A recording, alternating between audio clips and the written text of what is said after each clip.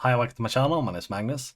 So, September 1, 2021, Checkpoint released the Jumbo Hotfix 42. And I just wanted to show you this one because Jumbo Hotfix, as of today, we are on 15 September 2021. It's still an ongoing, so it's not general availability or anything like that. So it's not recommended to run it. I mean, if you need a specific bug fix or if you need a specific feature, you can upgrade to it, but it's the ongoing take.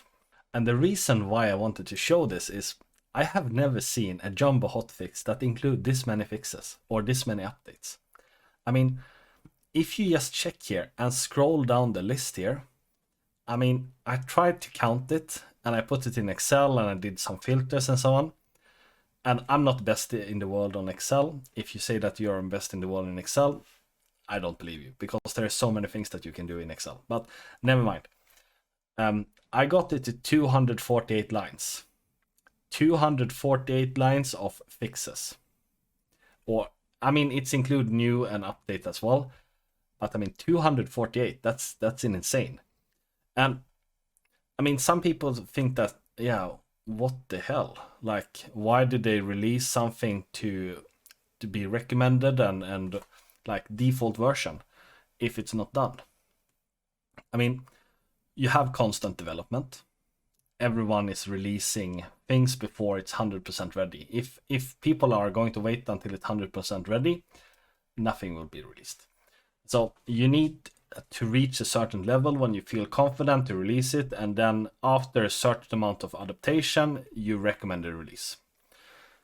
And this was just recommended, like R81 was recommended, I think it's a month ago now. And this means that Checkpoint Professional Service, they start to recommend this for upgrades and for new installations and so on. But also the partners that is, well, handling a lot of installation and upgrade for customers, they will start to say to customers like, yeah, we have a few customers already running R81 because they like the new features, but it's actually the recommended release from Checkpoint now. So our recommendation is the same as Checkpoint to upgrade to R81. I mean, it's really easy to be able to say like, yeah, the vendor recommend this release, we should go with it. I mean, it's old enough. It has been out enough time now to actually run it. And I'm a bit conservative myself when it comes to releases on specific part of the environment, especially when it comes to VSX. VSX is like, let's say it's like scalable platform. There are more conservative people running it because you need specific features that you need quite big boxes. And if you're running scalable platform or VSX, or both for that matter, you have quite a large environment, you have a lot of traffic, and normally have maybe a complex environment as well. And if you're doing upgrades in large environment, complex environments and so on, you want it to work. So you're a bit more conservative when it comes to upgrades. And my rule of thumb, this is my personal rule of thumb, is I always wait until HFA100 before I update something. When it comes to VSX. When it comes to normal management stations, MDS, gateways and so on, I'm already on R81. I mean, it's working. But VSX, I hold off a bit because I want to be able to sleep in the night. I don't want to work 24/7.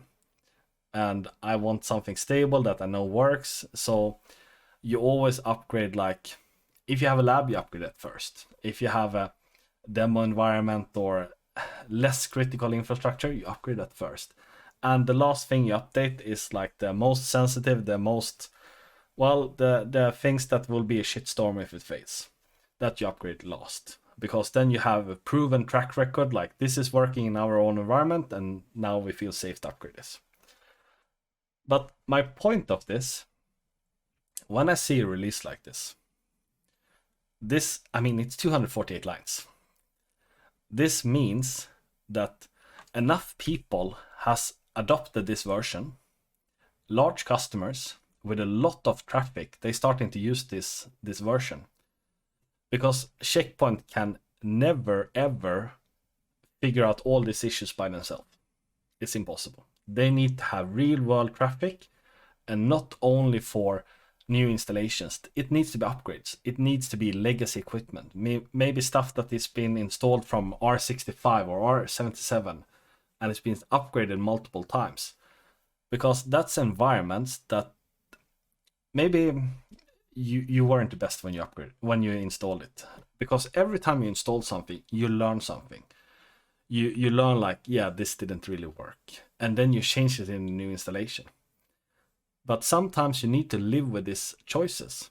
You need to live with like, yeah, we did like this because that was the option at the time. We haven't been able to change it. And then you do upgrades. And that means that you take this legacy, you take this quirky design or special cases or whatever, and you bring it along to new releases. And this can cause issues. I mean, it's maybe not the best practice. It's maybe like, yeah, we didn't really expect you to use the software like this, but some customers do. And this is why you get a lot of fixes that comes to software. So I think this is really good because this is showing adaptation, and this is showing like Checkpoint is quick on the ball as well. Like we have just released something and made it we have just made it recommended and default version and so on. Like, let's stay on top of this, all cases, let's bring them in, let's consolidate them to the TAC and to R&D or whatever, so they can do the fixes and release it to the customers.